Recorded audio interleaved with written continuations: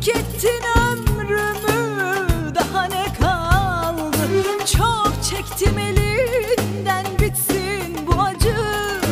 Tükettin ömrümü, daha ne kaldı? Gönlümün tahtını sana vermiştim. Neden zehir ettin bana sen aşkı? Gönlümün tahtını sana vermiştim. Neden zehir ettin bana sen aşkı?